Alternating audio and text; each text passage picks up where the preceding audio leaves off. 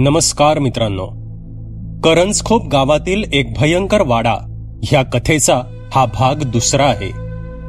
जर तुम्ही कथेच्या पहिल्या भागाचा व्हिडिओ न बघता थेट या व्हिडिओवर आला असाल तर हा व्हिडिओ पाहण्याआधी कथेच्या पहिल्या भागाचा व्हिडिओ आधी पाहावा. ह्या कथेच्या प्रसारित होणाऱ्या सर्व भागांच्या व्हिडिओच्या लिंक्स ह्या कथेच्या प्रत्येक व्हिडिओच्या डिस्क्रिप्शन मध्ये देण्यात येतील. कथेच्या दुसऱ्या भागाला आता सुरुवात करू.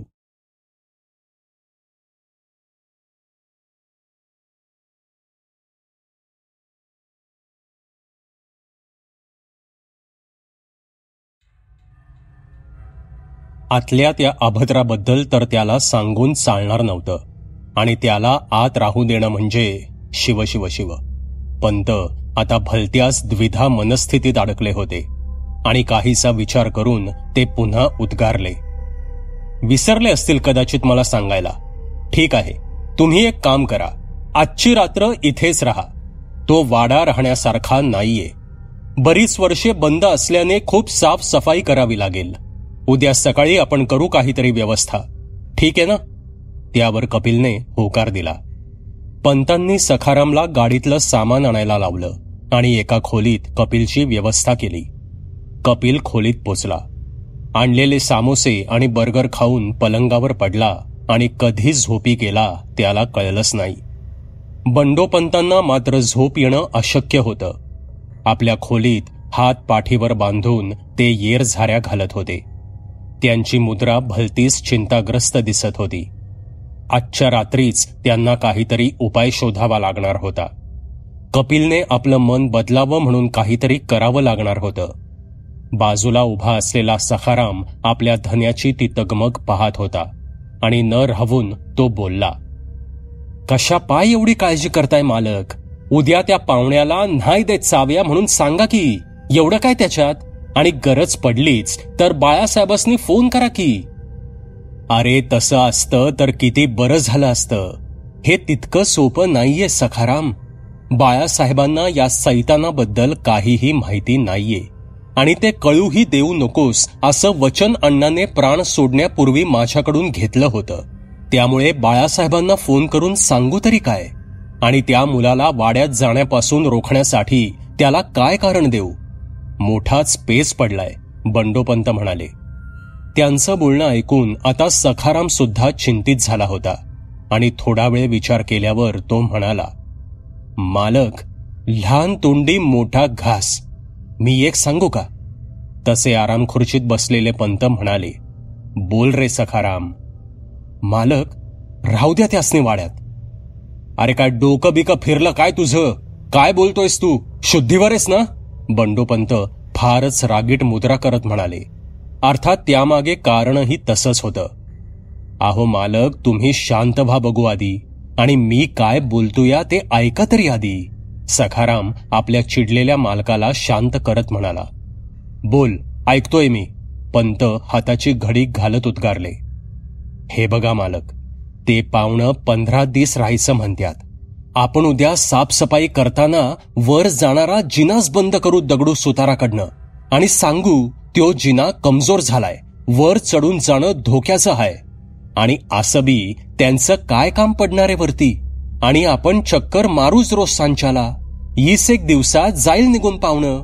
आणि तसं बी ते दार बंद असल्यावर सैतान आतच राहणार. वाड्यात बाकी काय बी घडलं नाही आज पातूर, सखाराम म्हणाला. आणि आता तो आपल्या मालकाच्या चेहऱ्यावरचे भाव टिपण्याच्या प्रयत्नात होता. बंडोपंत विचार करत होते आणि पुढच्या काही क्षणात त्यांची मुद्रा खुलली. सखारामने तिढा सोडवला होता. म्हणजे निदान पंतांना तरी तसं वाटत होतं. वा सखाराम, भले शाबास, मार्ग काढलास. उद्या जाऊन त्या दगडूला घेऊन ये. आणि हो, तो वाडा साफ करायला 3-4 लोक पण बघ. कुणी यायला तयार नसेल तर सांग की मी दिवसभर असेन त्यांच्यासोबत वाड्यात, बंडोपंत म्हणाले. आणि पंत झोपायच्या तयारीला लागले. दुसऱ्या दिवशी सकाळी कपिल थोडा उशिराच उठला. वाड्यात पहाटेपासूनच लगबग सुरू झाली होती.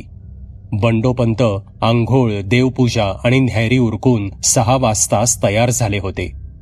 उशिरा उठलेला कपिल आळसावलेल्या अंगाने व्हरांड्यात आला. त्याला पाहून सखारामने अंघोळीला बंबाचं गरम पाणी आणून दिलं आणि हातात ब्रश घेऊन कपिल मोरीत अंघोळीला गेला. मस्त अंघोळ करून तो बाहेर आला. अंगात जीन्स आणि टी शर्ट चढवून गरमागरम उपीट आणि चहा घेऊन तो आता तयार झाला. बंडोपंत त्याचीच वाट पाहत दिवाणखान्यात बसले होते. हातात एक मराठी पेपर होता. कपिलला पाहून त्यांनी त्याचं हसून स्वागत केलं. कपिलने त्यांना प्रतिसाद दिला आणि पंत बोलू लागले. सखाराम गेलाय गावात सफाईसाठी माणसं आणायला. वाडा 30 वर्षांपासून बंद आहे. खूप स्वच्छता करावी लागेल. आणि हो, तुम्ही जेवणाचं कसं करणार आहात? इथे गावात झेल्याची चहाची टपरी सोडली तर बाकी हॉटेल वगैरे काही नाहीये. त्यापेक्षा असं करा, माझ्याकडेच येत जा. सखारामची बायको सगुणा चांगला स्वयंपाक करते. आत्ताची न्याहारी तिनेच बनवलीये. काय म्हणता? कपिलला हे फारच अनपेक्षित होतं. एका तिराहिताबद्दल हा जिव्हाळा आणि ही आपुलकी. पोरक्या झालेल्या कपिलला हे फारच भावलं. हे प्रेम, हा जिव्हाळा फक्त गावातच शिल्लक राहिलाय. शहरात फक्त सिमेंटचे बंगले आणि मनाने भिकारी असलेले श्रीमंत लोक राहतात. गावचं पाणी काही निराळच असतं. कपिल विचारात हरवला होता आणि पंत पुन्हा बोलले. हे पहा, तुम्हाला अवघडल्यासारखं वाटत असेल तर राहू द्या माझ्याकडे जेवायला यायचं, पण गावात हॉटेल वगैरे नाहीये. नाही, तसं काही नाही पंत आजोबा, पण एक आचारी वजा नोकर मिळाला तर बरं होईल. आणि हो, मला अरे तुरेच बोलवत जा. खरं तर तुम्ही आम्ही केल्यानं जास्त अवघडल्यासारखं होतं. कपिल अगदी मनापासून बोलला. यावर बंडोपंत सुद्धा मनापासून हसले. कपिल त्यांना न कळत आजोबा म्हणाला होता. त्यांना त्यांचा नातू परागची आठवण झाली. त्यांचा मुलगा विश्वंभर आणि नातू पराग आता लंडनला स्थायिक होते. पराग हा कपिलच्याच वयाचा होता. कपिलला पाहिल्यापासूनच पंतांना आपल्या नातवाची आठवण होत होती. काळजी करू नको मुला, मी बघतो एखादा आचारी, पंत बोलले. आणि तेवढ्यात सखाराम आला. त्याने काही माणसं सोबत आणली होती. ती अंग चोरून वरांढ्यात उभी होती. सखाराम पंतांना बाहेर चलण्याचा इशारा करू लागला. पंत उठले आणि म्हणाले, माणसं आली आहेत सफाईसाठी, मी बघतो, तू थांब इथेच. आणि हो, हाच सखाराम. सखारामने कपिलला नमस्कार केला आणि ते दोघे वरांड्यात गेले. कपिल पेपर वाचत बसला. बाहेर वरांड्यात येताच सखाराम बोलला. मालक, ह्यातला एक बी येत नव्हता. तुमचं नाव सांगितल्यावर कशीबशी आली थितवर. तुम्हीच काय ते सांगा एकदा. पंतांनी हातानेच मी बघतो असा इशारा केला आणि ते त्या माणसांकडे वळाले आणि म्हणाले, हे पहा, मी असणार आहे तुमच्या सोबत तिथे. दिवसभर काम करून सायंकाळी 5 वाजता सुट्टी करा, मग तर झालं. काम शिल्लक राहिलंच तर उद्याही अशाच प्रकारे करू, ठीक आहे ना? तसे 5ही लोक तयार झाले. पण भीती मनात होतीच. का नसावी? भीतीचं कारणही तितकंच भयानक होतं. एवढ्यात दगडू सुतारही आला. त्याच्या हातातल्या झोळ्यात करवत, पटाशी, हातोडा असं काहीबाही दिसत होतं. त्याची सुद्धा अवस्था काहीशी त्या मजुरांसारखीच झाली होती. पंतांनी ते हेरलं आणि त्यालाही दिलासा दिला. तोही येण्यास तयार झाला आणि कपिलला हाक मारून ते निघाले. मजुरांना मागे थांबवत सखारामने त्यांच्या डोक्यावर काही लाकडी फळ्या दिल्या. एक मजूर डोक्यावर पाट्या, त्यात खराटे, झाडू असं काहीबाही घेऊन होता. वाड्याबाहेर पडताच कपिलने वाडा किती दूर आहे असं विचारलं. पंतांनी हातानेच समोरचा एक वाडा दाखवला. तोच वाडा जो रात्री गाडीतून उतरल्यावर त्याला दिसला होता. इथून तो 500-600 मीटर अंतरावर होता. गाडी न घेता ते पायीच निघाले. कच्च्या रस्त्याने पुढे 10 मिनिटे चालतच ते वाड्यासमोर पोचले. गंजलेलं लोखंडी गेट उघडून बंडोपंत आत शिरले. त्यांच्या मागून सखाराम, कपिल आणि ते मजूर सुद्धा आत आले. आता ते वाड्यासमोरील अंगणात उभे होते. अंगणात झाडांच्या सुकलेल्या पानांचा खच पडला होता. वाडा भव्य आणि तितकाच जुना वाटत होता. कोरीव तुळ्याचं दगडी बांधकाम सुरेख दिसत होतं. सर्व दारे खिडक्या नीट बंद दिसत होत्या. वाड्याचा मुख्य दरवाजा चांगला 20-25 फूट तरी उंच होता. तो सागवानी लाकडाचा दरवाजा कोरीव कामामुळे आणखीनच उठून दिसत होता, पण नक्षीकामाच्या खाचांमध्ये धूळ साचली होती. दरवाजावर जागोजागी शंकुकृती पितळी वाट्या बसवल्या होत्या आणि उजव्या बाजूच्या कोपऱ्यात एक 6 फुटी दिंडी दरवाजा सुद्धा होता. पंत आता त्या दिंडी दरवाजासमोर उभे होते. त्यांनी बंडीच्या खिशातून किल्ल्यांचा एक गुच्छा काढला. तो गुच्छाही वाड्यासारखा जुनाट दिसत होता. त्यांनी योग्य ती किल्ली शोधून ती कुलपात टाकली. तसे सखारामचे हात न कळत जोडले गेले, जणू तो ईश्वराकडे मदत मागत होता. कपिलला ही गोष्ट जरा विचित्र वाटली. पंतांनी हलकेच दरवाजा उघडला. दाराचा कर्र असा आवाज झाला. बंडोपंत आत शिरले आणि त्यांच्या पाठोपाठ बाकीची मंडळी सुद्धा आत गेली. आत येताच बंडोपंतांचे कान सशाचे तर नजर एका गरुडाची झाली होती. मनात उठलेल्या त्या अनामिक भीतीचं सावट चेहऱ्यावर येऊ न देता ते कानोसा घेत सावकाश पावले टाकत होते. त्या अंधाऱ्या खोलीतली ती अभद्र जाणीव कदाचित जागी झाली होती. तिने एक मंद गुरगुर सुरू केली होती. पंतांच्या कानांनी ती अतिसूक्ष्म गुरगुर टिपली होती. न राहून ते त्या अंधाऱ्या खोलीकडे नजर उंचावून पाहत होते. दरवाजा बंद आहे हे पाहून त्यांना समाधान मिळत होतं, पण पंत एकटेच चिंतित नव्हते. सखाराम आणि बाकीचे सगळेच मनातून घाबरले होते. ते सर्वजण एका अनामिक दडपणाखाली वावरत होते. खट्ट आवाज झाला तरी ते बिचकत होते. कपिलच्या नजरेतून या गोष्टी सुटल्या नव्हत्या. आता ते वरांढ्यात उभे होते. वाडा बरीच वर्ष बंद असल्याने आत हवा जणू कोंडून राहिली होती. एक कुबट वास येत होता. खालच्या फरशीवर धुळीचा जणू एक थरच बसला होता. पायाला तो जाणवत होता. त्या थरावर रेंगाळलेल्या कीटकांचे रेघोट्या मारल्यासारखे एक जाळेच तयार झाले होते. एकंदरीत खूपच काम करावं लागणार होतं. पंतांनी लोकांना कामाला सुरुवात करायला सांगितली. लोक झाडू खराटा घेऊन धूळ जमवण्याचा प्रयत्न करू लागले. दगडू सुताराने आपली झोळी खाली ठेवून त्यातला मेजरमेंट टेप काढला आणि तो जिन्याचं माप घेऊ लागला. कपिलला हे न समजल्याने त्याने पंतांना विचारलं. पंतांनी जिना कमकुवत झाल्याने बंद करत आहोत असं कारण दिलं. ठीक आहे म्हणत कपिल सुद्धा आजूबाजूच्या खोल्या उघडून पाहू लागला. ते पाहून पंतांचा जीव भांड्यात पडला. कपिलला दिवाणखान्याजवळची खोली प्रशस्त वाटली. याच खोलीत राहण्याचं त्यानं ठरवलं. ती खोली बाकीच्या खोल्यांपेक्षा थोडी मोठी होती. आत एक मोठा लाकडी पलंग, बाजूला एक आराम खुर्ची, भिंतीजवळ 3 मोठी लाकडी कपाटं होती. त्यापैकी एक पुस्तकांनी भरलेलं होतं, तर बाकीच्या 2 कपाटात जुनी कापडे होती. कपिलने लक्षपूर्वक ती खोली तपासली. खोलीच्या दरवाजात आणि मागील बाजूच्या खिडक्यात एक विशिष्ट प्रकारच्या मिश्रणाने एक रेषा उडली गेली होती. ती शुभ्र रंगाची होती. चुना किंवा तत्सम पदार्थांनी ती ओढली असावी. खिडकीतल्या त्या रेषेवर उन्हाची तिरपी किरणे पडल्याने ती एखाद्या हायवेच्या मध्य रेषेसारखी चमकत होती. त्या शुभ्र मिश्रणात काचेचा भुसा मिसळला गेला होता. त्यामुळेच त्या रेषेवरील प्रकाश परावर्तित होत होता. असं वाटत होतं की जणू कोणीतरी त्या खोलीचे सर्व एंट्री आणि एक्झिट आपल्या ताब्यात ठेवू पाहत आहेत. कपिलने उभ्या उभ्याच पायातला बूट त्या चौकटीतल्या रेषेवर घासून पाहिला, पण ती रेषा पुसली जात नव्हती. हे मात्र कपिलच्या अकलना पलीकडचं होतं. जाऊ दे यार, काय करायचंय, अशी ही बरीच कामं पडली आहेत असा विचार करून आणि त्या गोष्टीकडे दुर्लक्ष करून कपिल त्या कपड्याच्या कपाटातील जुने कपडे काढून ते साफ करू लागला. बंडोपंत जातीने लक्ष घालून त्या मजुरांना आणि दगडू सुताराला मार्गदर्शन करत होते. सुताराने आता जिन्याच्या मापानुसार लाकडी फळ्या कापायला सुरुवात केली होती. करवतीचा तालबद्ध नाद सुरू झाला होता. सखाराम सुद्धा स्वतः झाडू घेऊन कामाला लागला होता.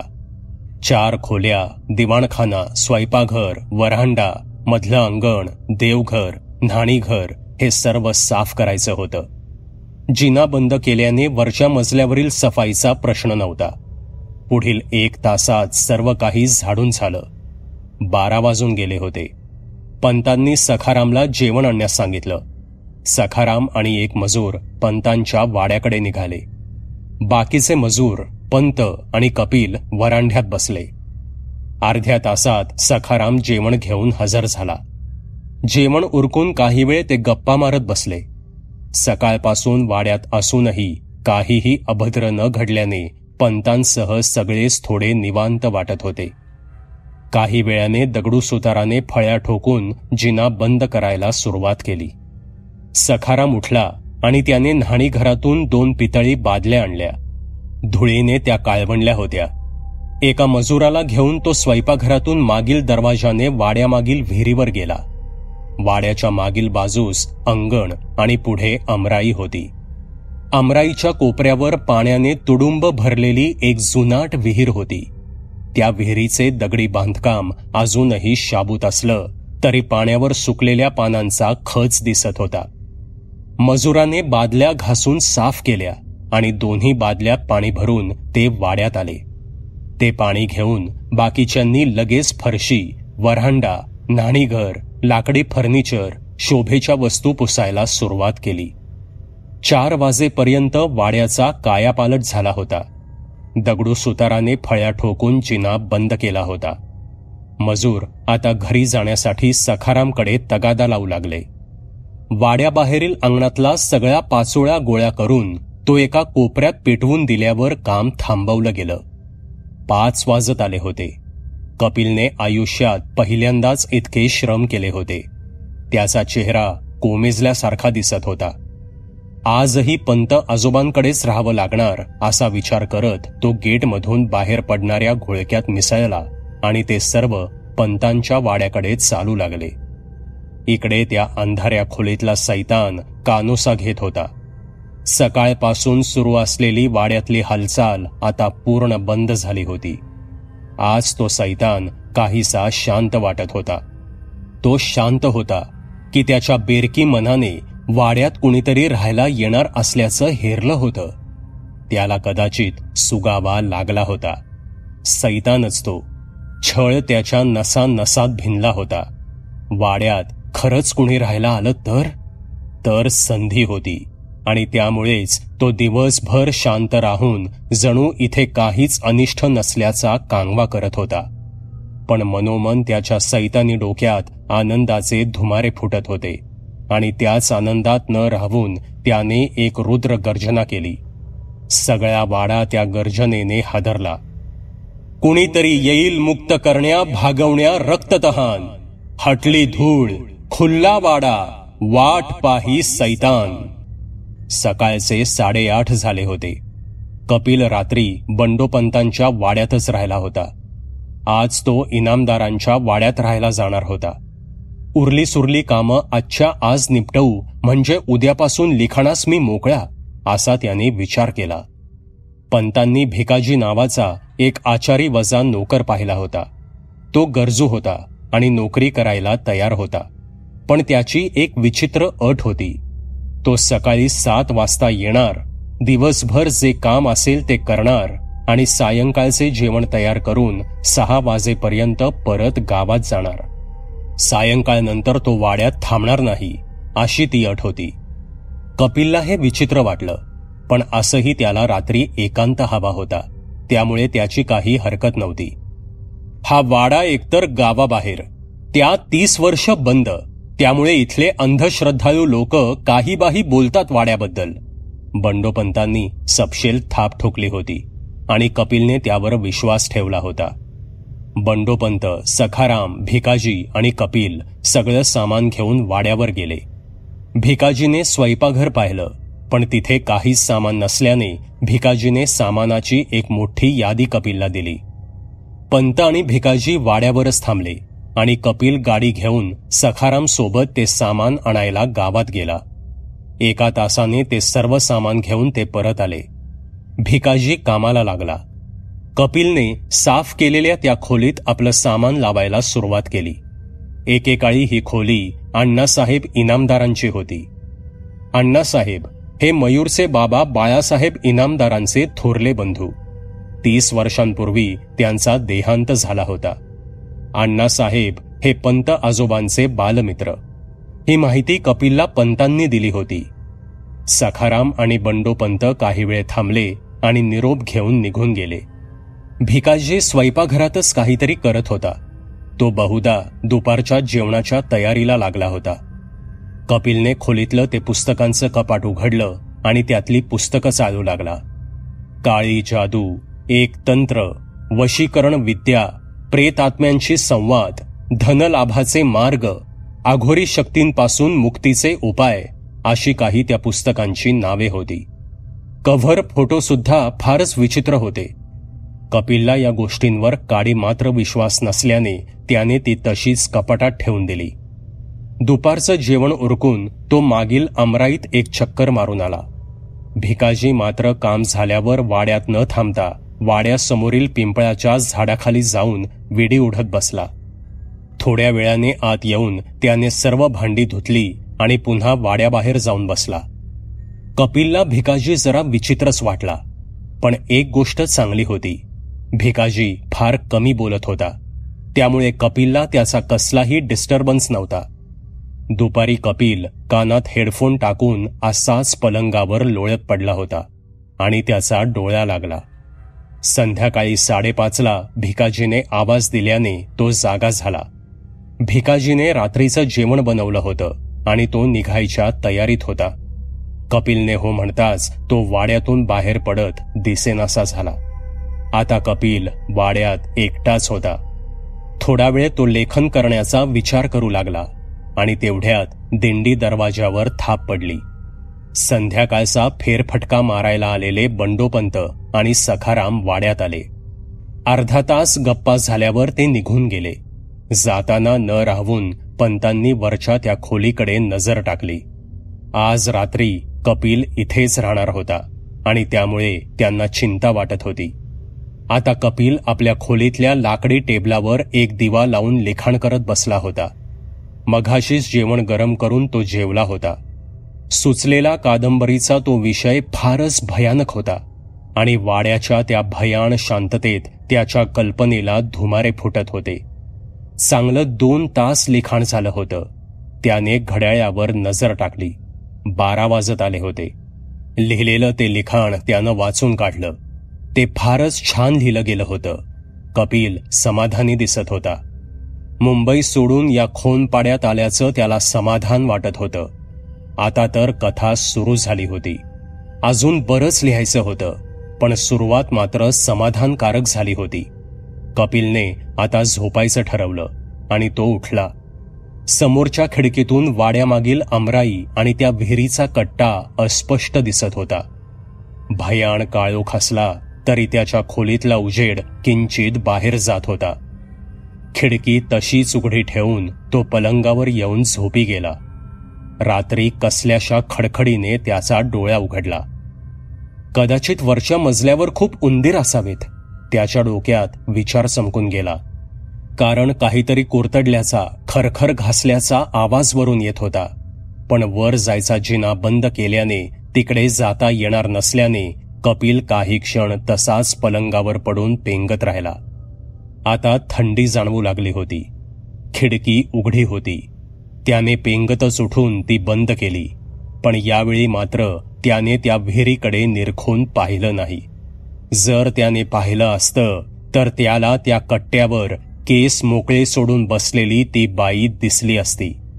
एक बाई विहिरीत पाय सोडून कट्ट्यावर बसली होती. तिची नजर मात्र एकटक कपिलच्या खोलीच्या त्या उघड्या खिडकीवर होती आणि खिडकी बंद होताच ती अदृश्य झाली. वाड्याभोवती जणू प्रेतात्म्यांचा मेळा. भक्ष एकले पाहून शिकारी झालेत गोळा. त्या एकसारख्या सुरू असलेल्या खडखडीकडे दुर्लक्ष करत कपिल झोपी गेला. सकाळी भिकाजी वाड्याचं दार बडवत असल्याने कपिलला जाग आली. रात्रीच्या त्या खडखडीने त्याला नीट झोप लागली नव्हती. भिकाजी येताच तो स्वयंपाकघरात शिरला. झरझर काम उरकून तो त्या पिंपळाखाली जाऊन विडी ओढत बसला. कपिल तयार होऊन गावात एक फेरफटका मारून आला.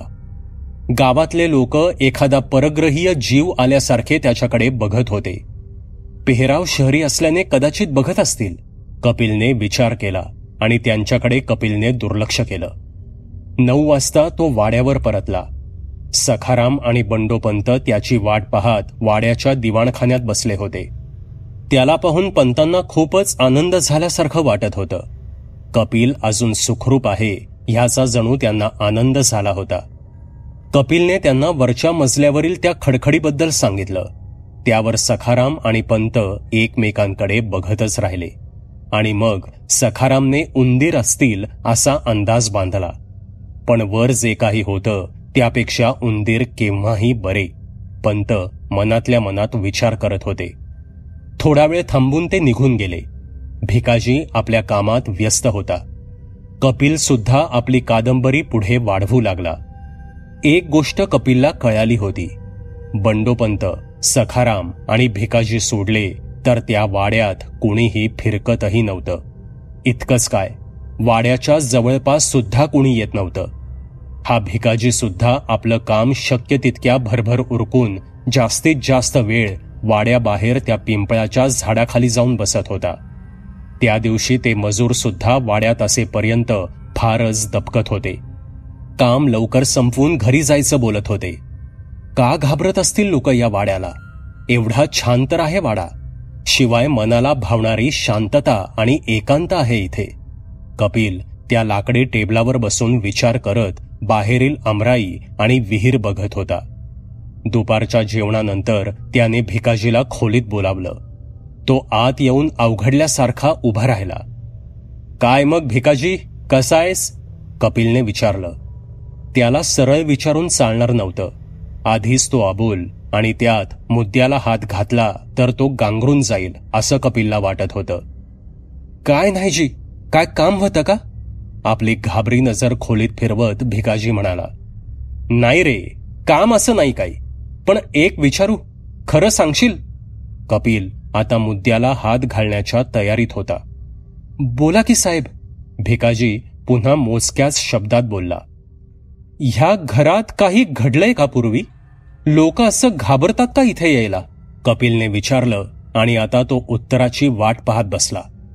नाही जी, कोण म्हणाला असं? असं काय बी नाही, भिकाजी म्हणाला. पण हे बोलताना भिकाजी नजर चोरत होता. लेखक असल्याने कपिलला माणसं पारखायची सवय होती. भिकाजी खोटं बोलत होता हे त्यानं जाणलं होतं. तसं काही नसेल तर मग काम संपल्यावर इथेच व्हरांड्यात बसत जा की, बाहेर बसत जाऊ नकोस, असं म्हणत कपिलने दुखती नस दाबली होती. पण पंतांनी भिकाजीला आधीच बजावलं होतं. कपिलला त्या सैतानाबद्दल काहीही समजता कामा नये.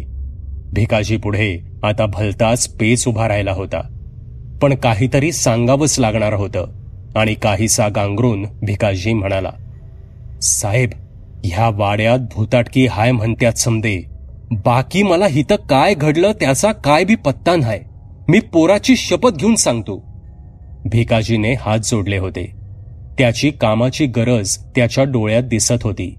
त्याची ती रडवेली मुद्रा पाहून कपिलला स्वतःचाच राग आला आणि त्याने भिकाजीला जायला सांगितलं. रात्री थोडा वेळ लिखाण केल्यावर कपिलला झोप आली. कानात हेडफोन टाकून तो पलंगावर पडला होता. तो भिकाजीच्या बोलण्याचा विचार करत होता. भूताटकी, हा वाडा भूताटकीचा आहे. किती अंधश्रद्धाळू लोक आहेत हे. काही विचित्र अनाकलनीय दिसलं की लगेच भूतावर टाकून मोकळे. स्वतःहून काही शहानिशा करणं दूरच, उलट अफवाच पसरवणं लोकांना सोयीचं वाटतं. आणि मग ते तांत्रिक मांत्रिक आहेतच पराचा कावळा बनवायला. कपिल असे विचार करतच होता आणि इतक्यात वरच्या मजल्यावर ती खडखड सुरू झाली. त्या आवाजाकडे कान देत कपिल पुटपुटला. ही एवढी गोष्टच पुरेशी आहे लोकांना अफवा पसरवायला. नसती कटकट, उद्या सखारामला सांगून उंदरांचं औषध आणावं लागेल. काही वेळ गेला. कपिल आता पेंगू लागला होता. बाहेर सर्वत्र मिट्ट काळोख होता. आमराईतली ती बाई विहिरीच्या कट्ट्यावर बसून होती. कपिलने खोलीतला दिवा बंद करताच ती उठली आणि वाड्याच्या दिशेने येऊ लागली. रात्री वरच्या मजल्यावरील खडखड अचानक वाढली. तशी वरांड्यात बसलेली ती बाई गायब झाली. त्या आवाजाने कपिलची झोपमोड झाली. आणि उंदरांचा उद्धार करत तो पुन्हा झोपी गेला. सकाळी बंडोपंत आपल्या वाड्याच्या दिवाणखान्यात पेपर वाचत बसले होते. इतक्यात सखाराम आत आला आणि म्हणाला, मालक, सरपंच आणि पाटील आल्यात, भेटायचं आहे म्हणत्यात, पाठवू का आत? अरे विचारतोस काय, पाठवात. पेपर खाली ठेवत पंत म्हणाले. तसे सरपंच आणि पाटील आत आले. पंतांनी हसून त्यांचं स्वागत केलं आणि सखारामला चहा आणण्यास सांगितला. कपिल वाड्यात राहत आहे आणि त्याला बंडोपंतांनी परवानगी दिली आहे हे समजल्याने ते दोघे नाराज होते. खुर्चीत बसल्यावर सरपंच म्हणाले, पंत, मला वाटलं लोक असंच काहीतरी म्हणत असतील, पण काल मी इनामदारांच्या वाड्यात राहणाऱ्या त्या मुलाला पाहिलं. तुम्ही ठरवलंय म्हणजे काहीतरी विचार केलाच असेल तुम्ही, पण थोडी भीती वाटते. जर त्या मुलानं दार उघडलं तर त्याचे परिणाम तर तुम्हाला आमच्यापेक्षा चांगले ठाऊक आहेत. त्यांच्या स्वरात काळजी होती. हे पहा, मी सगळी व्यवस्था नीट लावून दिली आहे. शिवाय माडीवर जाणारा जिना कायमचा बंद केलाय, त्यामुळे काळजी नसावी, बंडोपंत म्हणाले. पंतांच्या या बोलण्याने दोघेही काहीसे अस्वस्थ झाले. सखारामने आणलेला चहा घेऊन ते निघून गेले. बंडोपंत सखारामला म्हणाले, सखाराम, तुझी युक्ती कामी आली असली तरी तो सैतान अजून शांत असल्याने मुलगा अजूनही सुरक्षित आहे आणि आपलं रहस्य सुद्धा. पण जास्त काळ ते सुरक्षित राहणार नाही. मी त्या अभद्राला 30 वर्ष ओळखतो. शांत राहून ते पिशाच त्या मुलाला तिथली सवय लावत आहे, जेणेकरून तो मुलगा कुतूहलापोटी कधी ना कधी माडीवर जाईल आणि कुलूप तोडून दार उघडेल. पण त्या नतदृष्टाला कुठे ठाऊक आहे की आपण जिनास बंद केलाय ते. अजून 1-2 दिवस बसेल शांत, पण ते कर्मदरिद्री पुन्हा आपला उपद्रव सुरू करेल आणि कधी ना कधी तो यक्ष प्रश्न घेऊन तो मुलगा आपल्याला त्याबद्दल विचारायला येईल. काय करावं कळतच नाहीये बघ. त्यांच्या बोलण्यात तथ्य होतं. आता सखाराम चिंतित झाला होता, पण काहीही पर्याय सुचत नव्हता. त्यामुळे तुर्तास तरी त्यांनी येणाऱ्या काळावरच सर्व काही सोपवलं. म्हणतात ना, काळ हा सर्व प्रश्नांवरील एक रामबाण उपाय आहे. काळाच्या चक्रात सगळे प्रश्न सुटतात, पण योग्य त्या वेळी. पंतांनाही तीच आशा होती. इकडे सुहासच्या फोनने कपिलची सकाळ झाली. कपिल इथे करंजखोपला आल्यापासून त्याने सुहासला एकदाही फोन केला नव्हता. फोन हातात घेतल्यावर कपिलला याची जाणीव झाली होती. आता हा सुहास फिरकी घेणार माझी, असा विचार करतच कपिलने फोन उचलून कानाला लावला. काय मग लेखक, गेल्यापासून एक साधा फोनही नाही. सगळं ठीक आहे ना? काय तिकडेच सेटल व्हायचा विचार आहे का काय? सुहास उपरोधाने म्हणाला. सॉरी यार सुहास, फोन करायचं राहूनच गेलं बघ. पण मस्त चालू आहे माझं लिखाण. एक नवीन विषय सुचला इथे आल्यावर. लिखाणही झालं आहे थोडंफार. बाकी तू दिलेली आयडिया छान होती. मस्त एकांत आहे इथे आणि लोकही फार प्रेमळ आहेत. तुझं काय चालू आहे? कपिल म्हणाला. माझं काय बाबा, रोजच ऑफिसला जायची तयारी सुरू आहे. तुझी आठवण आली, म्हटलं फोन करून बघावं तरी काय चालू आहे. चल मी ठेवतो फोन, गडबड आहे जरा, नंतर करेन निवांत. बाय, सुहास म्हणाला. ठीक आहे, बाय. इतके बोलून कपिलने फोन कट केला. आपण इथे पोचल्यावर फोन करायला हवा होता. चूक झाली. लोक किती काळजी करतात आपली आणि आपण आपल्याच विश्वात रमलो आहे, कपिल विचार करत होता. भिकाजी केव्हाच येऊन कामाला लागला होता. त्या दिवशी कपिलने विचारलेल्या प्रश्नांनंतर हल्ली तो जास्तच अबोल झाला होता. पण आताही तो काम झाल्यावर वाड्यात न थांबता बाहेरील त्या झाडाखाली जाऊन थांबत होता. कपिलला त्याच्या या वागण्याची आता सवय झाली होती. आज दुपारी तो थोडा बदल हवा म्हणून महाबळेश्वरला जाणार होता. त्याने भिकाजीला जेवण न बनवण्यास सांगितलं होतं. दुपारी महाबळेश्वरला पोचल्यावर रात्रीचं जेवण सुद्धा तो येताना पार्सल घेऊन येणार होता. आज लवकर घरी जायला मिळणार असल्याने भिकाजी खुश होता. छोटी मोठी कामं भराभर उरकून 11 वाजेपर्यंत भिकाजी घरी जायला निघाला. आपल्या सोबत गाडीत बसवून कपिलने त्याला गावातील मुख्य चौकात सोडलं आणि तो तसाच पुढे महाबळेश्वरला निघाला. दिवसभर महाबळेश्वरमध्ये मस्त भटकंती करून परत निघताना त्याने पिझ्झा, कोल्ड्रिंक्स घेतले. कारच्या बूटमधील चिलर बॉक्समध्ये थोडा बर्फ आणि कोल्ड्रिंक्स ठेवून तो निघाला. गावात परत पोचायला 7:30 वाजून गेले होते. अंधार दाटू लागला होता. अमावस्या जवळ आली होती.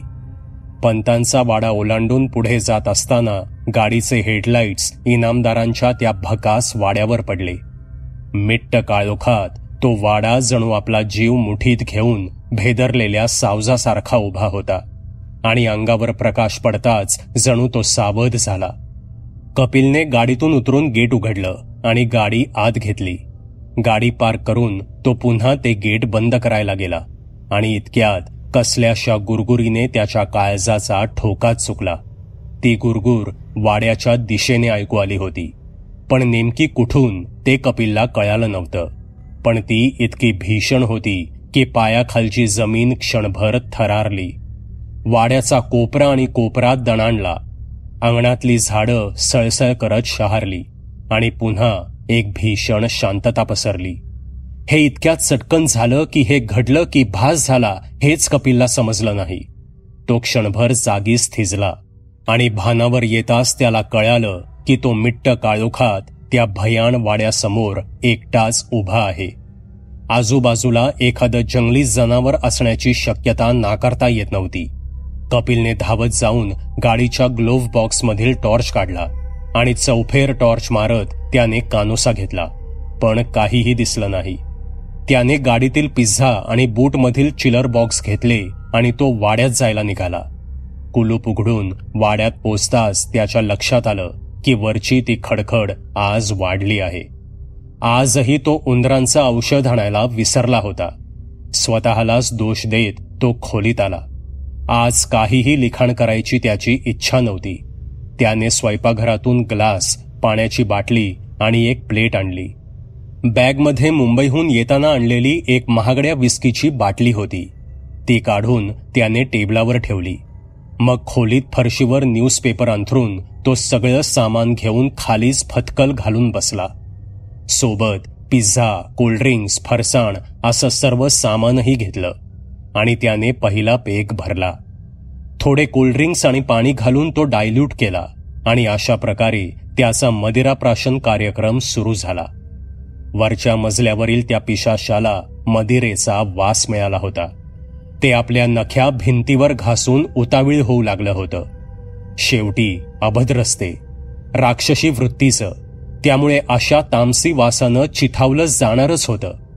वाडा मात्र स्तब्ध होता.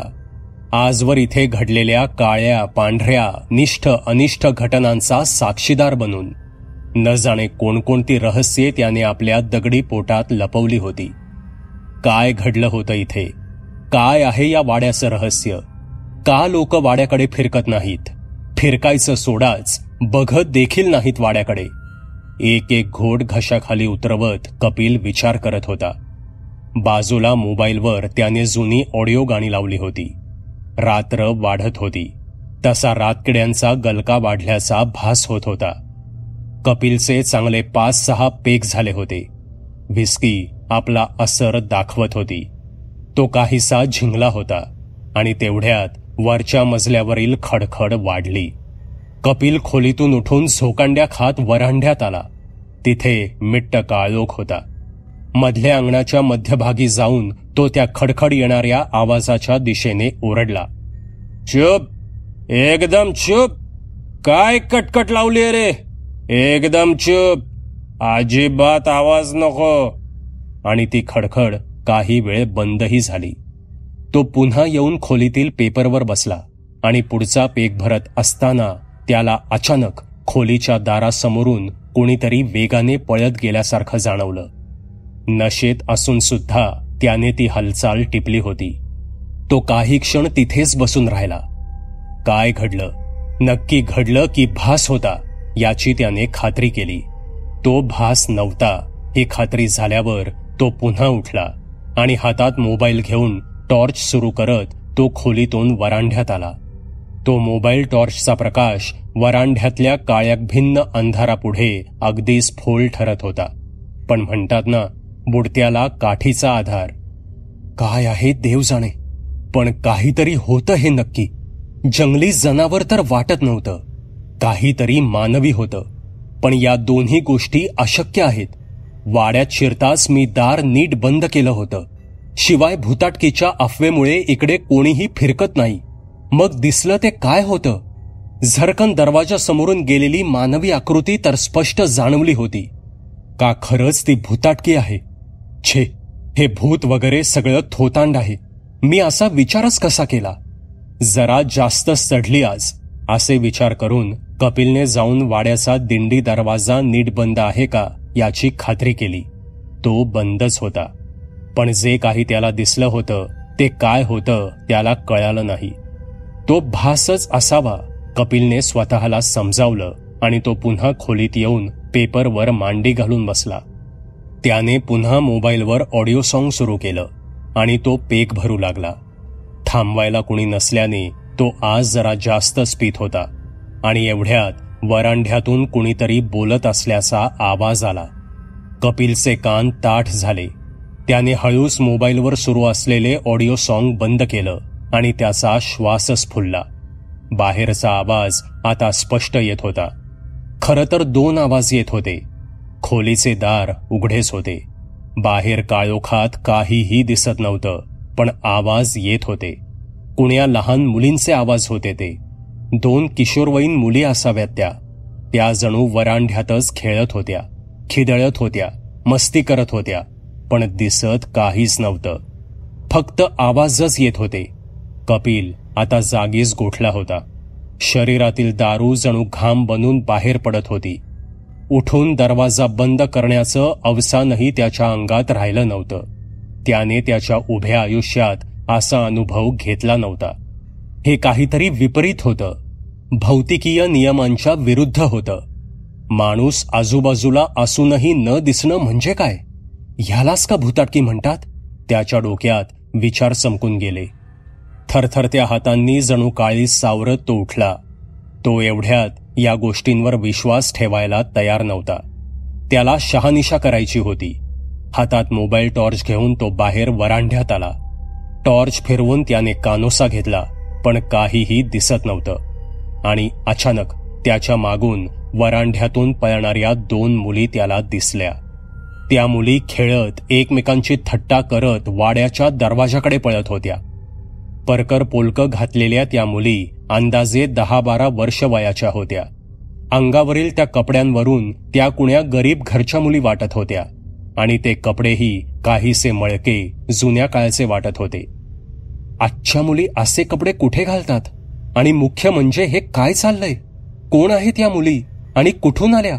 असा विचार करून कपिल त्यांच्या मागे जाऊ लागला. तशा त्या मुली जोरात पळू लागल्या. कपिलही मागे पळाला. त्या मुली आता कोणत्याही क्षणी सरळ जाऊन वाड्याच्या बंद दरवाजावर आदळणार होत्या आणि हे पाहून कपिल जोरात ओरडला. पण त्या मुली बंद दरवाजातून आर पार निघून वाड्याबाहेर निघून गेल्या. ते पाहून कपिलचे डोळेच पांढरे झाले आणि तेवढ्यात एका कर्णभेदी गुरगुरीने वाडा हादरू लागला. जणू तो वाडा सुद्धा या आतंकी आवाजाला घाबरला होता. मघापासून काळोखात शांत उभ्या असलेल्या वाड्याच्या भिंती आता जणू खायला उठल्या होत्या. आपले दगडी हात पसरून जणू कपिलला त्या आपल्या जवळ बोलवत होत्या. वरांढा जणू त्याच्या भोवती गरगर फिरत होता. ती गुरगुर वाड्याच्या भिंतींवरून परावर्तित होत असल्याने नेमकी कुठून येत होती हे समजत नव्हतं. आणि अचानक तो भीषण आवाज थांबला. कपिल जीवाच्या आकांताने पळत आपल्या खोलीत गेला आणि त्याने दारे खिडक्या बंद करून तो पलंगावर जाऊन बसला. खोलीत आल्यावर त्याला एक वेगळीच ऊब जाणवू लागली आणि भीती कमी झाली. बाहेर नीरव शांतता होती. त्याने विस्कीची बॉटल तोंडाला लावली आणि गटागटा तो ती विस्की प्यायला. त्याशिवाय त्याला झोप येणं शक्यच नव्हतं. इकडे केस मोकळे सोडून विहिरीवर बसलेली बाई गालात हसत होती. दुसऱ्या दिवशी सकाळी काहीसा पेंगतच कपिल जागा झाला. रात्री खूप दारू प्यायल्याने त्याचं डोकं जड झालं होतं. हँगओव्हर इतका भयानक होता की 10 वाजले तरी त्याला अंथरूण सोडावं वाटत नव्हतं. भिकाजीने खोलीत पडलेला सर्व पसारा आवरला आणि कपिलला बिन दुधाचा चहा आणून दिला. त्यात वरून लिंबू पिळलं.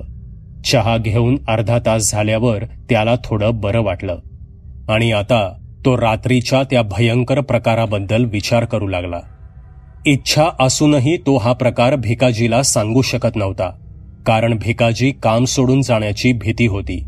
पण आपण पाहिलेलं, ऐकलेलं काहीतरी विचित्र, अमानवी होतं याबद्दल त्याला तीळ मात्र शंका नव्हती. थोडीशी न्यारी करून तरतरीत झाल्यावर तो उठला आणि पायीच गावाकडे निघाला. त्याला हे कोडं सोडवायचं होतं. ज्या गोष्टीने तो आयुष्यात पहिल्यांदा इतका घाबरला होता ती नेमकी काय होती त्याला हे जाणून घेतल्याशिवाय आता चैन पडणार नव्हतं. तो सरळ बंडोपंतांच्या वाड्यात गेला. रात्रीच्या प्रकाराबद्दल त्याला पंतांना सांगायचं होतं. त्यांना नक्कीच या प्रकाराबद्दल माहीत असणार याची कपिलला खात्री होती. पण वाड्यात फक्त सगुणा होती. पंत आणि सखाराम काही कामानिमित्त शेतात गेल्याचं त्याला कळालं. थोडा वेळ वाट पाहूनही ते आले नाहीत. पण बंडोपंत सायंकाळी वाड्यावर चक्कर मारतीलच हा विचार करून कपिल वाड्याकडे माघारी निघाला. ऊन चांगलंच वाढलं होतं. रात्रीच्या हँगओव्हरमुळे त्याला डोळ्यावर अंधारी आल्यासारखं वाटू लागलं. कशीबशी पावले टाकत तो वाड्याच्या गेटपर्यंत पोचला आणि त्याला घेरी आली. बाहेर पिंपळाच्या झाडाखाली बसलेला भिकाजी पळतच आला आणि त्याने कपिलला पकडून वाड्यात नेलं. थोडंसं जेवण करून तो झोपी गेला. सायंकाळी 5:30च्या दरम्यान त्याला जाग आली. आता डोक्यातली ठणक थांबली होती. त्याला बरं वाटू लागलं होतं. तेवढ्यात भिकाजी खोलीत आला. त्याने रात्रीचं जेवण बनवलं होतं आणि तो आता घरी जाण्याची परवानगी घेण्यासाठी आला होता. म्हणजे पुन्हा वाड्यात एकटं राहावं लागणार या विचाराने कपिलच्या अंगावर काटा आला आणि इच्छा नसताना सुद्धा त्याने भिकाजीला घरी जाण्याची परवानगी दिली. पण पंत आल्यावर पंतांना सांगून सखारामला तो आज रात्रीसाठी त्याच्या बरोबर वाड्यात थांबवून घेणार होता आणि आता तो बंडोपंत आणि सखाराम यांची वाट पाहू लागला. सबस्क्राईब करा एटी स्टोरी टेलर चॅनलला आणि बेल आयकन दाबून ऑलवर क्लिक करा आमचे व्हिडिओज सगळ्यात आधी बघण्यासाठी.